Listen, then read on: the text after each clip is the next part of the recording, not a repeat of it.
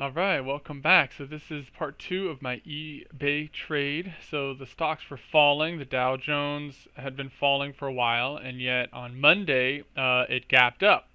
So the Dow followed kind of like eBay as well. It had channeled down, and then on Monday it had gapped up. Now eBay, interestingly, had already fallen to its lowest point in the channel, whereas the Dow and almost all the other stocks were kind of up at the upper point. eBay was lagging for whatever reason.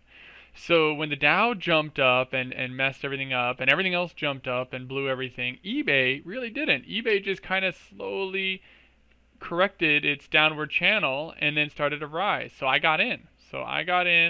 Right around here or so, yeah, right around 9:15 or so, and then it did fall, but just to try to pull people out, it didn't fall below my lowest point that I was looking for, which is around 26, so I was okay with it, and then I just let it sit.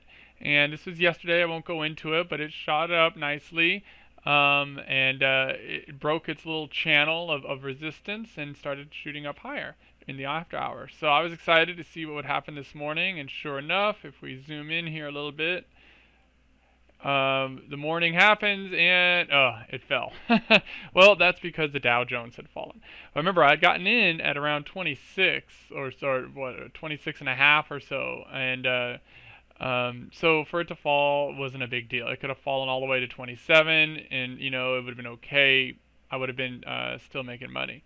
But it didn't stay down there for long because, as you know, the Dow shot up today, and it went in line with this trend of wanting it to go up and reach the top of this channel.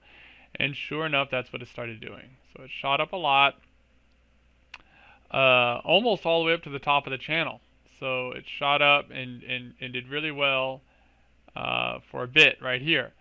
Then it started falling. Well, I decided to stay in it for a while. I had an option for 3 days. I had 2 days left. I thought, you know what? Even if it takes a couple of days to go up, it'll be worth it. Because I knew it was going to hit 29. I knew it was going to hit that high because 29 was still only here. It wasn't even retracing any of the gaps from the previous years or anything. Just a nice modest climb to 29. But I was like, you know what? I deserve to get that at 29. So I waited. And now it starts showing some signs of indecision. This is a rectangle here, right? It hit the top, fell down, hit the top again, fell down. But it didn't fall as low as before. And so that was a positive sign that maybe it would break this rectangle. And just stayed for a while there, just grinding. Okay, maybe it's just going to stay at 28 for today, and then tomorrow it'll shoot up fine. Nope. Then it starts going up. So this is when I become interested in it because it's getting close to 29, right? And you can see the volume is picking up. Everyone's picking up. So this is where I'm trying to exit. I'm getting close to it. Oh, wow, it's still going. Boom. So, when you see something like this, and look, the volume was big here. Where was the volume? The volume was really big right here, right? This was a push. Usually the volume is higher just before the push. So this is the volume pushing it up, and look how much it pushed it up a lot. But as soon as all of that volume went into pushing that up, boom, immediate rejection. So at that point, I was like, you know what, this is 28.8. I was expecting to get up around 29. I figured, let's just call it a day and get out. So I did. So I got out, and it continued to kind of move up and down, right? Maybe I could have got out here, but I could have also gotten lower here. It's just kind of moving around. And now, interestingly, it did shoot up past just up 29, and then, of course, the Dow started falling at the end of the day, and so this did as well. So a great trade, and look, boom. So I got out way up here at 29.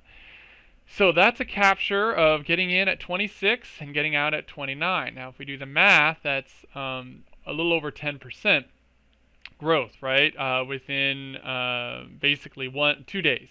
A little over 10% growth within 2 days.